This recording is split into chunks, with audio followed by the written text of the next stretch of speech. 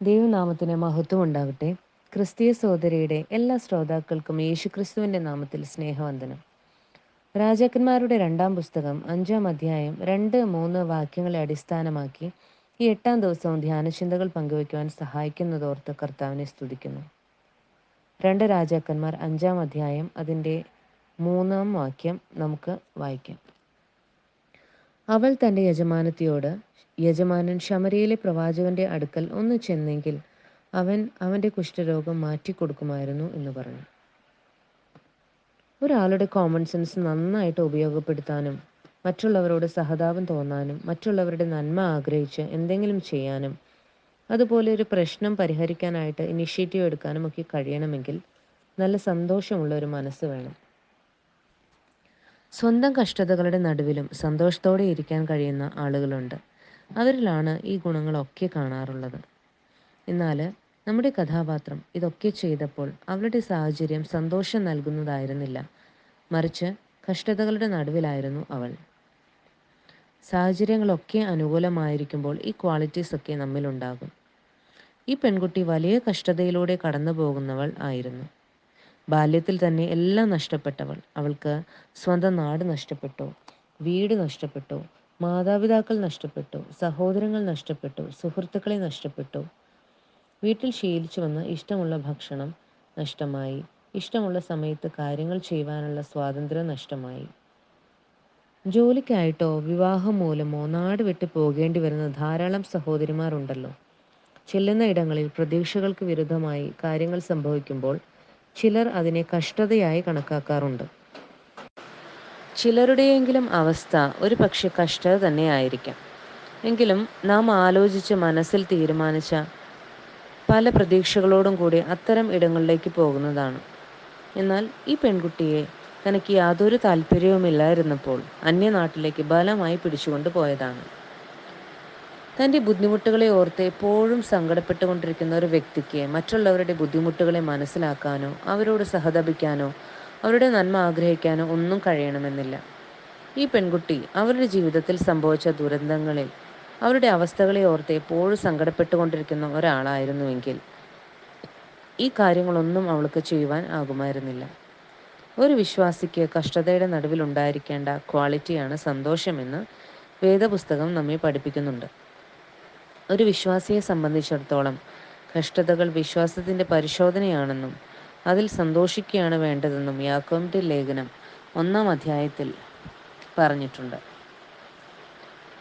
പരിശോധനകളെല്ലാം ഒരു റിസൾട്ട് പ്രതീക്ഷിച്ചുകൊണ്ടുള്ളതാണ്. പരീക്ഷ ഇടുന്ന വ്യക്തിയാണ് പരീക്ഷ എത്തരത്തിലുള്ളതായിരിക്കണമെന്ന് തീരുമാനിക്കുന്നത്. വേദപുസ്തകത്തിൽ ദൈവം പരീക്ഷിച്ച പലരെയും നാം കാണുന്നുണ്ട്. ചിലർക്ക് വളരെ കഠിനമായ പരീക്ഷകളിലൂടെ കടന്നു പോകേണ്ടി വന്നപ്പോൾ ചിലരുടേത് ലളിതവുമായിരുന്നു. ഉദാഹരണത്തിന് ഉൽപ്പത്തി പുസ്തകം 22-ാം അധ്യായത്തിൽ ദൈവം അബ്രഹാമിനെ പരീക്ഷിച്ചത് നാം കാണുന്നുണ്ട്. ആ പരീക്ഷ എത്ര കഠിനമായിരുന്നു! എന്നാൽ യോഹന്നാൻ്റെ സുവിശേഷം 6-ാം അധ്യായത്തിൽ ഫിലിപ്പോസിനെ കർത്താവ് പരീക്ഷിച്ചത് നാം കാണുന്നു. അബ്രഹാമിനുണ്ടായിരുന്ന പരീക്ഷയുമായി താരതമ്യം ചെയ്യുമ്പോൾ ഫിലിപ്പോസിൻ്റേത് വളരെ ലളിതമായിരുന്നു. കഠിനമായ പരീക്ഷയായിരുന്നിട്ട് അബ്രഹാം അതിൽ വിജയിക്കുകയും ലളിതമായിരുന്നിട്ട് പോലും ഫിലിപ്പോസ് അതിൽ പരാജയപ്പെടുകയുമാണ് ചെയ്തത്. കടന്നു പോകേണ്ടി വരുന്നത് വിഷമം നിറഞ്ഞ അനുഭവങ്ങളാണെങ്കിലും അതിൽ പലതും ത്യജിക്കേണ്ടി വരുമെങ്കിലും ദൈവത്തിന് ഇതിലൂടെ ഒരു ഉദ്ദേശമുണ്ട് എന്ന് മനസ്സിലാക്കി അതിൽ സന്തോഷിക്കുകയാണ് ഒരു വിശ്വാസി ചെയ്യേണ്ടത്.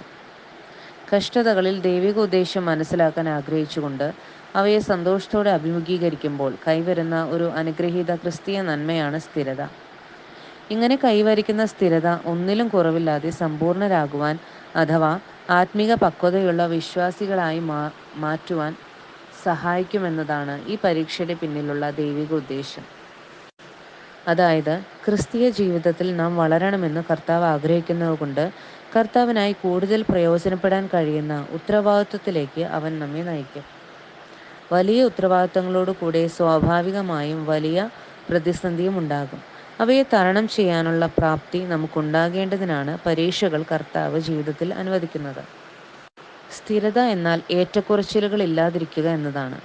സാഹചര്യങ്ങൾ അനുകൂലമായിരിക്കുമ്പോൾ എല്ലാവരും സന്തോഷമുള്ളവരായിരിക്കും. സന്തോഷത്തിലിരിക്കുന്നത് കൊണ്ട് ചെയ്യുന്ന കാര്യങ്ങളെല്ലാം ആസ്വദിച്ച് യോഗ്യമായി ചെയ്യാനായിട്ട് സാധിക്കും. സാഹചര്യങ്ങളൊക്കെ പ്രതികൂലമായിരിക്കുമ്പോഴോ സന്തോഷമില്ലാത്തതുകൊണ്ട് ചെയ്യുന്ന കാര്യങ്ങളിൽ ആയാസവും പരാജയവും ഒക്കെ ഉണ്ടാകാറുണ്ട്.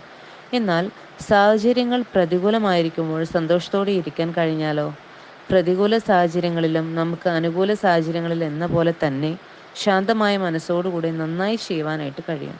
ചെയ്യുന്ന കാര്യങ്ങളിൽ വേണ്ടത്ര ശ്രദ്ധ പതിപ്പിച്ചുകൊണ്ട് നന്നായി ചെയ്യുവാൻ കഴിയും. അനുകൂലമായ സാഹചര്യങ്ങളിൽ എത്രമാത്രം സന്തോഷത്തോടെ നമുക്ക് കാര്യങ്ങൾ ചെയ്യാനാകുന്നുവോ, അതേ സന്തോഷത്തോടെ പ്രതികൂല സാഹചര്യങ്ങളിലും പ്രവർത്തിക്കുവാൻ നമുക്ക് കഴിയണം. ഞാൻ ഇലക്ട്രോണിക്സ് ഫീൽഡിലാണ് പണ്ട് വർക്ക് ചെയ്തുകൊണ്ടിരുന്നത്. ഇപ്പോൾ ഗവൺമെൻറ് നടപ്പിലാക്കുന്ന ഫോൺ നമുക്കെല്ലാവർക്കും അറിയാമല്ലോ, കേരള ഫൈബർ ഒപ്റ്റിക് നെറ്റ്വർക്ക്. കഴിഞ്ഞ നൂറ്റാണ്ടിൻ്റെ അവസാനത്തിൽ കണ്ടുപിടിച്ച വളരെ പ്രയോജനമുള്ള ഒരു സംഗതിയാണ് ഒപ്റ്റിക്കൽ ഫൈബർ കേബിൾസ്. പരമ്പരാഗതമായി ഉപയോഗിച്ചു വന്നിരുന്ന കോപ്പർ കേബിളുകൾക്ക് ഒരു പരിമിതിയുണ്ടായിരുന്നു. ചൂട്, തണുപ്പ്, മഴ എന്നിവയുണ്ടാകുന്ന സാഹചര്യങ്ങളിൽ കൺസിസ്റ്റൻ്റ് ആയിട്ട് ഡാറ്റ ട്രാൻസ്മിഷൻ നടത്താൻ അവയ്ക്ക് കഴിയാതെ വന്നിരുന്നു. പ്രതികൂല സാഹചര്യങ്ങളിലും ഗുണനിലവാരവും വേഗതയുമുള്ള ട്രാൻസ്മിഷനാണ് ഒപ്റ്റിക്കൽ ഫൈബർ കേബിളുകൾ നൽകുന്നത്. ഞങ്ങളുടെ കമ്പനി ഒപ്റ്റിക്കൽ ഫൈബർ കേബിൾസ് മറ്റു രാജ്യങ്ങളിലേക്ക് കയറ്റി അയക്കുകയാണ് ചെയ്തിരുന്നത്. എന്നാൽ ഇന്ന് ഗുണനിലവാരവും വേഗതയുമുള്ള ഡാറ്റ ട്രാൻസ്മിഷൻ സാധ്യമാക്കുന്ന ഈ കേബിളുകൾ നമ്മുടെ നാട്ടിൽ ഉപയോഗിക്കാൻ തുടങ്ങിയിരിക്കുകയാണ്. നമ്മുടെ കർത്താവിൻ്റെ സന്ദേശവും സ്വഭാവവും ട്രാൻസ്മിറ്റ് ചെയ്യേണ്ട നാം ഈ കോപ്പർ കേബിളുകളെ പോലെ ആകരുത്. സാഹചര്യങ്ങൾ പ്രതികൂലമാകുമ്പോൾ വേഗതയും ഗുണനിലവാരവും കുറയുന്നവരായി നാം മാറരുത്. മറിച്ച് ഒപ്റ്റിക്കൽ ഫൈബർ കേബിളുകളെ പോലെ സ്ഥിരതയോടെ നമ്മുടെ കർത്താവിൻ്റെ സ്വഭാവങ്ങളെ വെളിപ്പെടുത്തുവാനും അവൻ്റെ സാക്ഷ്യം വഹിക്കുവാനും നമുക്ക് കഴിയണം. നയമാൻ്റെ വീട്ടിലെ ഈ പെൺകുട്ടി തനിക്കുണ്ടായ പ്രയാസങ്ങളെ ഓർത്ത് എപ്പോഴും ദുഃഖിച്ചുകൊണ്ടിരിക്കുന്ന ഒരു വ്യക്തിയായിരുന്നെങ്കിൽ അവൾക്ക് ഒരിക്കലും ഇങ്ങനെയൊരു കാര്യം ചെയ്യുവാനായിട്ട് കഴിയുമായിരുന്നില്ല. പ്രിയ സഹോദരിമാരെ, നമ്മുടെ ജീവിതത്തിലും കഷ്ടതകൾ ഉണ്ടായേക്കാം. അത് നമ്മെ തികഞ്ഞവരാക്കി തീർക്കുവാൻ നമ്മുടെ കർത്താവ് അനുവദിക്കുന്ന വിശ്വാസത്തിൻ്റെ പരിശോധനയാണെന്ന് മനസ്സിലാക്കി നമ്മുടെ കഷ്ടതകളെ സന്തോഷത്തോടെ അഭിമുഖീകരിക്കാം. ക്രിസ്തുവിലുള്ള സന്തോഷമാണ് നമ്മുടെ കഷ്ടതകളിൽ നിരാശരാകാതെ നമ്മുടെ ഉത്തരവാദിത്തങ്ങൾ സജീവമായി നിറവേറ്റുവാൻ നമ്മെ പ്രാപ്തരാക്കുന്നത്. അതിനായി ഈ പെൺകുട്ടി നമുക്കൊരു പ്രചോദനമാകട്ടെ. കർത്താവ് അനുവദിച്ചാൽ അടുത്ത ദിവസം ഈ പെൺകുട്ടിയുടെ മറ്റൊരു നന്മ നമ്മുടെ ചിന്തയ്ക്ക് വിധേയമാക്കാമെന്ന് ആഗ്രഹിക്കുകയും പ്രാർത്ഥിക്കുകയും ചെയ്യുന്നു. ദൈവനാമത്തിന് മഹത്വം ഉണ്ടാകട്ടെ.